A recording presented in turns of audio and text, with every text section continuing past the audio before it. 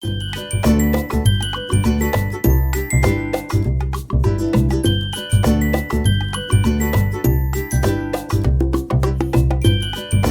கிருஷ்ணரோட கதையை ஸ்ரீசுகர் நம்ம பரீட்சித் மகாராஜாவுக்கு சொல்லி முடிக்கிறார். அந்த பரீட்சித் மகாராஜாவுக்கு 7 நாளில் தக்ஷகன் அப்படிங்கிற பாம்பு கடிச்சு மரணம் அப்படிங்கிற ஒரு சாபம் கிடைக்குது. அப்போ தான் அவர் இந்த கதையெல்லாம் சொல்கிறாரு. அந்த ஸ்ரீகிருஷ்ணரோட கதையை சொல்லி முடிச்சுட்டு அவர் என்ன சொல்கிறார், கலியுகம் பிறக்குது, அந்த கலியுகத்தில் எப்படியெல்லாம் இருப்பாங்க, என்னெல்லாம் நடக்கும் அப்படிங்கிறது ரொம்ப விரிவாக சொல்கிறாரு ஸ்ரீசுகர் பரீட்சித்துக்கு. அதை தான் நம்ம இந்த வீடியோவில் பார்க்க போகிறோம். தர்மமும் சத்தியமும் இல்லாமல் போகும். ஆட்சியாளர்கள் ஆட்சி புரிவாங்க இல்லையா, அதில் தர்மமே சத்தியமே இருக்காது.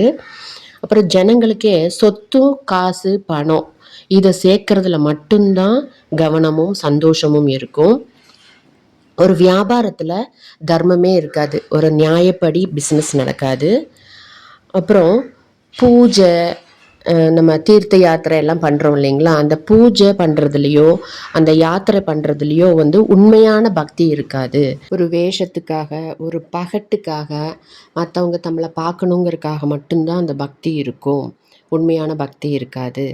அப்புறம் ஆண்களெல்லாம் தாடி மீசை அந்த மாதிரி ரொம்ப வளர்த்திட்டு நடப்பாங்க, தாடி மீசையோடு இருப்பாங்க.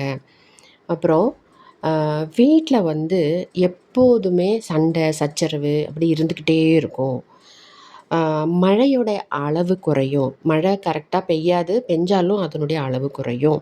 அப்புறம் காலநிலை மாற்றம், அதாவது மழைக்காலம், வெயில் காலம், குளிர்காலம்னு இருக்கு இல்லைங்களா, இது தப்பி தப்பி வரும், மாறி மாறி வரும். பட்டினி எல்லா இடத்துலையும் இருக்கும்.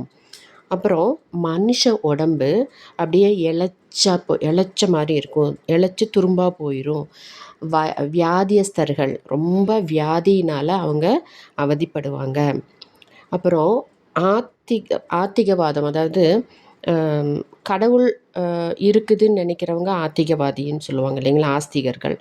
நாத்திகவாதம் அப்படிங்கிறது கடவுள் இல்லை, கடவுள் மறுப்பு கொள்கை ஜாஸ்தியாக இருக்கும், அந்த ஜனங்கள் ஜாஸ்தியாக இருப்பாங்க.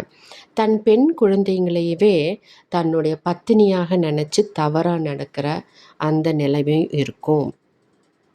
ஜனங்க மானம் அவமானம் இது எதுவுமே பார்க்க மாட்டாங்க. அப்புறம் துரோகம், நம்பிக்கை துரோகம் ஜாஸ்தியாக இருக்கும். அப்புறம் இந்த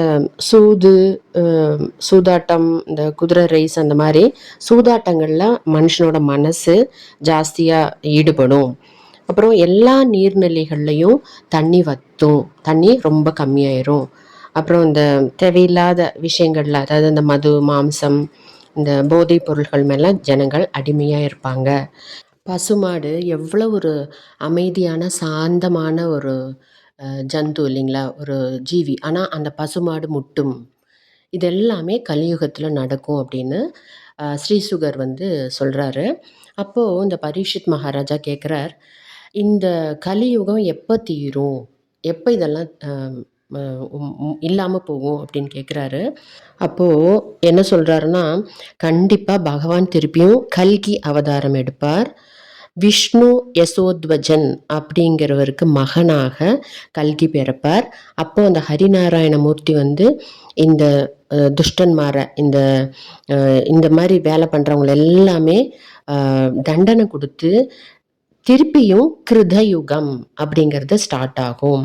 அப்போ மனுஷங்க எல்லாமே திருப்பியும் சாத்வ குணம், சாந்தமான ஒரு நிலைக்கு வரும். கலிதோஷம் ஃபுல்லாமே தீந்துரும், அந்த கலியுகம்ங்கிறது தீந்துரும் அப்படின்னு ஒரு நல்ல ஒரு விஷயம் இப்படி நடக்கும் அப்படிங்கிறத நமக்கு சொல்கிற மாதிரி தான் ஸ்ரீசுகர் சொல்கிறார். ஆனால் பரீட்சித் காலத்துக்கு அப்புறம் நம்ம இப்போ கலியுகம் ஆரம்பித்து ஒரு 5000 இயர்ஸ் தான் ஆயிருக்குங்க. இன்னும் எத்தனையோ இயர்ஸ் இருக்குது போகிறதுக்கு. ஆனால் இப்போவே நம்மளால் இந்த கலியுகத்தோடைய அந்த தாக்கம் தாங்க முடியல. இன்னும் வருங்காலங்கள் எப்படி இருக்குன்னு யோசிச்சு பாருங்கள். ஓகேங்க, பாய்.